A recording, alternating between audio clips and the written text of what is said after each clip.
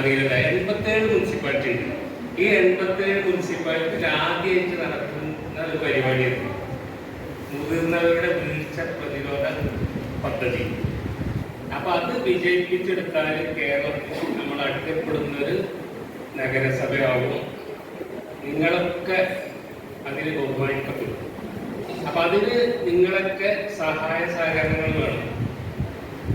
നിങ്ങൾ അറിയുന്നത് ഈ ഗ്രാമപ്രദേശങ്ങളിലെ അംബാസഡർമാരാണ് ശരിക്കും.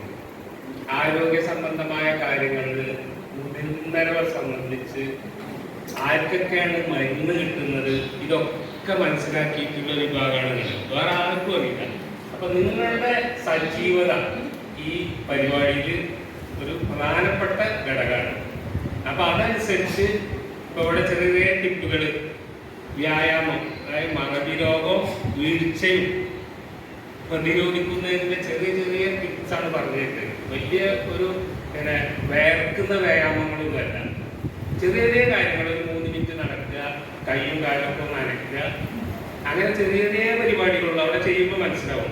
അത് നിങ്ങളൊക്കെ വീടുകളിൽ പോകുമ്പോൾ ഈ മുതിർന്നവർക്ക് ഈ കാര്യങ്ങളൊക്കെ പറഞ്ഞു കൊടുക്കാൻ നിങ്ങൾക്കാവണം.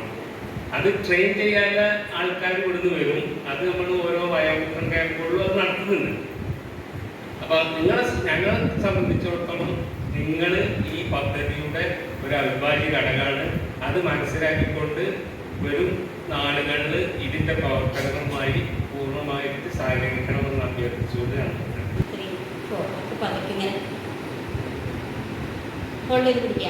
ഹോൾഡ് ചെയ്യുമ്പോൾ അവർ ഫസ്റ്റ് ഒന്നും അവരോട് ഹോൾഡ് ചെയ്ത് പിടിക്കാൻ പറയണ്ട.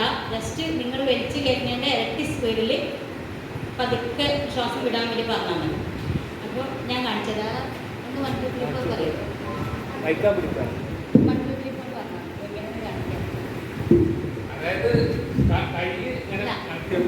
കൈ മടലിൽ ഇങ്ങനെ മടക്കി വെച്ചിട്ട് കാല് മടക്കി ഒന്നും ഇരിക്കരുത്. കാല് നിലത്ത് മുട്ടിട്ട് നല്ല സാവധാനത്തിൽ ചാരി ഇരിക്കേണ്ട.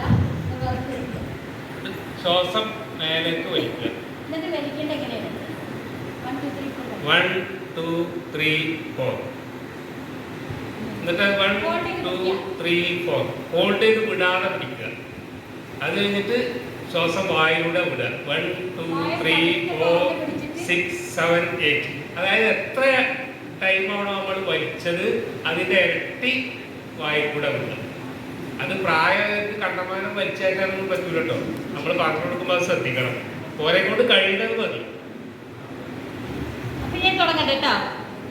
ഞാൻ 1 പറഞ്ഞ വരെ പതുക്കെ ശ്വാസം വിടുക. വായ തുറന്ന് പതുക്കെ ശ്വാസം വിടുക. ചാരി ഒന്നും ഇരിക്കരുത്. നീണ്ടു നിവർന്നിരിക്കുക. കൈകൾ ഇങ്ങനെ മലർത്തി വെച്ച് കയ്യിലിരിക്കണം. ഓക്കെ, സ്റ്റാർട്ട് ചെയ്യട്ടെ. സ്റ്റാർട്ട്. 1 2 3 4 ഹോൾഡ്. 1 2 3 4 breathe out. 1 2 3 4 5 6 7 8. ശരിയായോ? അപ്പൊ ഇനി ഒന്നുകൂടി നമുക്കൊരു 4 പ്രാവശ്യം ചെയ്താൽ പോരെ? 8 പ്രാവശ്യം. 1 2.